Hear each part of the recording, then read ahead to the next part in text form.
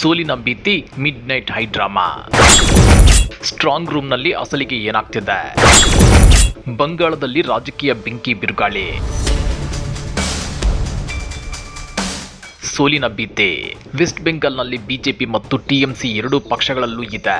ಯಾಕಂದ್ರೆ ವೆಸ್ಟ್ ಬೆಂಗಾಲ್ನಲ್ಲಿ 2 ಹಂತಗಳಲ್ಲಿ ಚುನಾವಣೆ ಮುಗಿದು ಇದೇ ಮೇ 4ರಂದು ಫಲಿತಾಂಶ ಹೊರಬೀಳಲಿದೆ. ಈ ನಡುವೆ ಎಕ್ಸಿಟ್ ಪೋಲ್ಗಳ ವರದಿಗಳು ಗೊಂದಲಮಯವಾಗಿದ್ದು ಬಿಜೆಪಿ ಗೆಲ್ಲುತ್ತಾ ಇಲ್ಲ ಟಿಎಂಸಿ ಗೆಲ್ಲುತ್ತಾ ಅನ್ನೋ ಕನ್ಫ್ಯೂಷನ್ ಅನ್ನ ಹುಟ್ಟುಹಾಕಿವೆ. ಪರಿಸ್ಥಿತಿ ಹೀಗಿರುವಾಗಲೇ ಮಧ್ಯರಾತ್ರಿ ಸ್ಟ್ರಾಂಗ್ ರೂಮ್ ನಲ್ಲಿ ನಡೆದಿದೆ ಎನ್ನಲಾದ ಒಂದು ಘಟನೆ ಮತ್ತು ಅದಕ್ಕೆ ಸಂಬಂಧಪಟ್ಟ ಒಂದು ವಿಡಿಯೋ ಭಾರಿ ಚರ್ಚೆಗೆ ಗ್ರಾಸವಾಗಿದೆ. ಚುನಾವಣಾ ಆಯೋಗ ಮತ್ತು ಬಿಜೆಪಿ ಶಾಮೀಲಾಗಿ ಚುನಾವಣೆ ವಂಚನೆ ಮಾಡುತ್ತಿವೆ ಅನ್ನೋ ಟಿಎಂಸಿ ಆರೋಪ ಪಶ್ಚಿಮ ಬಂಗಾಳ ರಾಜಕೀಯದ ವಾತಾವರಣವನ್ನ ಮತ್ತಷ್ಟು ಕಾವೇರುವಂತೆ ಮಾಡಿದೆ. ಹಾಗಾದ್ರೆ ಏನದು ವಿಡಿಯೋ? ಟಿಎಂಸಿ ನಾಯಕರು ಮಾಡ್ತಿರೋ ಆರೋಪವಾದ್ರೂ ಏನ್ ಗೊತ್ತಾ? ಅದನ್ನ ಡೀಟೇಲ್ ಆಗಿ ತೋರಿಸ್ತೇವೆ. ಆದ್ರೆ ಅದಕ್ಕಿಂತ ಮೊದಲು ಹಲೋ ಕನ್ನಡ ಯೂಟ್ಯೂಬ್ ಚಾನಲ್ ಅನ್ನ ಸಬ್ಸ್ಕ್ರೈಬ್ ಮಾಡ್ಕೊಳ್ಳಿ. ಹಾಗೇನೇ ಪಕ್ಕದಲ್ಲಿರೋ ಬೆಲ್ ಬಟನ್ ಅನ್ನು ಪ್ರೆಸ್ ಮಾಡಿ. ಪಶ್ಚಿಮ ಬಂಗಾಳ ವಿಧಾನಸಭಾ ಚುನಾವಣೆಯ ಫಲಿತಾಂಶಕ್ಕೆ ಕ್ಷಣಗಣನೆ ಆರಂಭವಾಗಿದೆ. ಇಡೀ ದೇಶದ ಕಣ್ಣು ಪಶ್ಚಿಮ ಬಂಗಾಳದ ಮೇಲಿದೆ. ಆದ್ರೆ ಮೇ 4ರ ಫಲಿತಾಂಶಕ್ಕೂ ಮುನ್ನವೇ ಬಂಗಾಳದ ರಾಜಕೀಯದಲ್ಲಿ ಈಗ ಭೀಕರ ಬಿರುಗಾಳಿ ಎದ್ದಿದೆ. ಅದು ಮತಗಳ ಸುರಕ್ಷತೆಯ ಬಗ್ಗೆ. ಆಡಳಿತಾರೂಢ ಟಿಎಂಸಿ ಪಕ್ಷ ಒಂದು ಶಾಕಿಂಗ್ ಆರೋಪ ಮಾಡಿದೆ. ಅದಕ್ಕೆ ಪುಷ್ಟಿ ನೀಡುವಂತೆ ಸೋಷಿಯಲ್ ಮೀಡಿಯಾದಲ್ಲಿ ಒಂದು ವಿಡಿಯೋ ವೈರಲ್ ಆಗಿದೆ. ಅದು ಪಶ್ಚಿಮ ಬಂಗಾಳ ರಾಜಕಾರಣದಲ್ಲಿ ಬೆಂಕಿ ಬಿರುಗಾಳಿಯನ್ನೇ ಎಬ್ಬಿಸಿದೆ.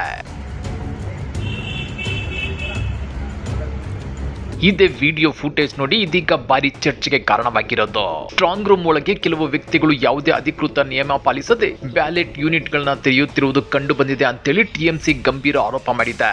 ಈ ಬಗ್ಗೆ ರಿಯಾಕ್ಟ್ ಮಾಡಿರೋ ಟಿಎಂಸಿ ಮುಖಂಡರಾದ ಶಶಿ ಪಂಜಾ ಮತ್ತು ಕುನಾಲ್ ಘೋಷ್, ಇದು ಪ್ರಜಾಪ್ರಭುತ್ವದ ಹಗಲು ದರೋಡೆ. ಯಾವುದೇ ಏಜೆಂಟ್ಗಳಿಲ್ಲದೆ ಇವಿಎಂ ಬಾಕ್ಸ್ ಗಳನ್ನ ಮುಟ್ಟುತ್ತಿರುವುದು ಯಾಕೆ ಅಂತೇಳಿ ಪ್ರಶ್ನೆ ಮಾಡಿದ್ದಾರೆ. ಆದ್ರೆ ಈ ಆರೋಪಗಳಿಗೆ ಚುನಾವಣಾ ಆಯೋಗ ತಣ್ಣೀರೆರಚಿದೆ. ಸ್ಟ್ರಾಂಗ್ ರೂಮ್ಗಳು ಸಂಪೂರ್ಣ ಸುರಕ್ಷಿತವಾಗಿವೆ. ವೈರಲ್ ಆಗಿರುವ ವಿಡಿಯೋ ಇವಿಎಂ ಸ್ಟ್ರಾಂಗ್ ರೂಮ್ ನದ್ದಲ್ಲ, ಬದಲಿಗೆ ಅದು ಪೋಸ್ಟಲ್ ಬ್ಯಾಲೆಟ್ ಗಳನ್ನ ವರ್ಗೀಕರಿಸುವ ಸಾಮಾನ್ಯ ಪ್ರಕ್ರಿಯೆ. ಈ ಕೆಲಸ ಸ್ಟ್ರಾಂಗ್ ರೂಮ್ ಹೊರಗಿನ ಕಾರಿಡಾರ್ ನಲ್ಲಿ ನಡೆದಿದೆ ಅಂತ ಆಯೋಗ ಸಮರ್ಥಿಸಿಕೊಂಡಿದೆ. ಈ ನಡುವೆ ಬಿಜೆಪಿ ಕೂಡ ಟಿಎಂಸಿ ವಿರುದ್ಧ ವಾಗ್ದಾಳಿ ನಡೆಸಿದೆ. ಬಿಜೆಪಿಯ ಪ್ರಕಾರ ಟಿಎಂಸಿಗೆ ಸೋಲಿನ ಭೀತಿ ಶುರುವಾಗಿದೆ. ಹೀಗಾಗಿನೇ ಇಂಥ ಗಂಭೀರ ಆರೋಪಗಳನ್ನ ಮಾಡ್ತಿದೆ. ಅದಕ್ಕಾಗಿಯೇ ಈಗ ಇವಿಎಂ ಮೇಲೆ ಗೂಬೆ ಕೂರಿಸುವ ಮೂಲಕ ನಾಟಕವಾಡುತ್ತಿದ್ದಾರೆ.